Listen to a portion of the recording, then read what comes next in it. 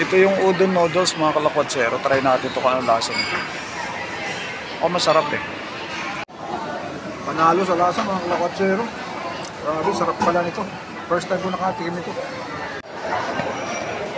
Itong panalo sa lasa mga kalakwatsero. Masarap talaga.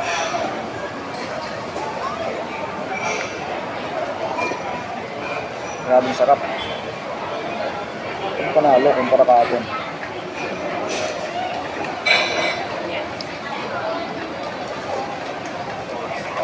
Sarap.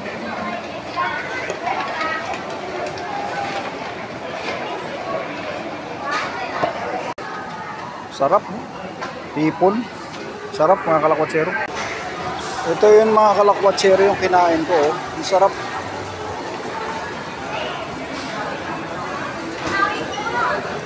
That was good. Really nice. Thank you so much. Thank you. Coming back. Thank you. After 9 hours mga kalakwatsero, uwi na. Bumili lang ako ng pagkain ko ngayong gabi. Lalakad lang ako pauwi sa bahay. Meron ditong bar mga kalakwatsero. Maingay. Raid Kaw ang pangalan ng bar. Grabe haba ng oras ko mga kalakwatsero. 9 hours. At 12 hours. Nagsimula ako ng 9. Kalalabas ko lang 9 o'clock na rin.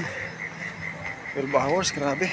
Pero ang maganda rito, bayad ka. Hindi ka mukha sa Middle East na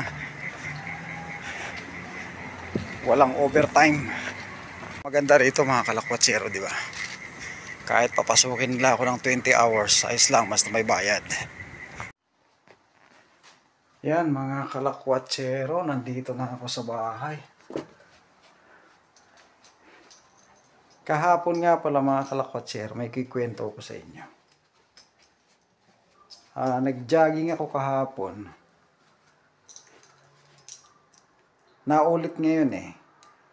Dito pag sumakay ka ng elevator, kahit pindutin mo kung saan floor ka, pag hindi mo to dinikit dun sa may parang aparato dun na maliit na ididikit mo to. Para siyang magnet eh. Pag di mo dinikit to doon, kahit pinindot mo kung saan floor ka, hindi ka ibababa doon. Nangyari na naman ngayon, nakalimutan ko. Sumakay ako, di ko ito pinindot. Yung kasabay ko sa 9th floor, pinindot nila. Ba't di ako ituro doon sa dito sa gate, sa floor number 5. So, bago sila bumaba, pipilit na pinipindot. Siguro nakikita nilang baguhan ako. Nung dinikit ko, saka siya tumunog, nag-red. Saka bumaba ng floor number 5 dito. Ang nangyari kahapon, kasakay ko sa elevator, floor ano din sila, 9. So, pagbaba ko, di ko na malayan, dire-diretso ako dito. Pag ganito, kasi pare-parehas naman ang design dito. Pilit kong binubuksan pero parang may nakalaki, may susi sa loob. Kung binuksan ako, puti. Buti di nagalit sa akin. Sabi ko, sorry, mali ako nang pasok eh. Si Kuya Mate sabi niya ganyan. So ito to eh, malaking safety to. Kahit pumunta ka dito, wala ka namang susi, hindi ka pa sasakay sa elevator. Yun. Kain muna tayo mga kalakwatsero, bumili ko ng Thai food ulit. Kain muna tayo mga kalakwatsero. Mag-Thai food ulit tayo mga kalakwatsero. Salad. Saka ito, tawag nga ba dito? Kalimutan ko tawag niya. Yeah, mayroon yan rice sa loob. Kain tayo mga kalakwatsero. Ay, sarap ng pagkain ko ba. Kain tayo mga kalakwatsero. Thai food, kain tayo. Sa tuwing may pagkakataon mga kalakwatsero, ang ginagawa ko, nag-iikot-ikot ako, pinag-aaralan ko ang lugar para ma-familiarize ko. Kasi kailangan kong matuto rito. Solo ko, buti may dalawa akong Pilipino na kilala rito. May tumutulong-tulong sa akin kung paano mag-explore dito.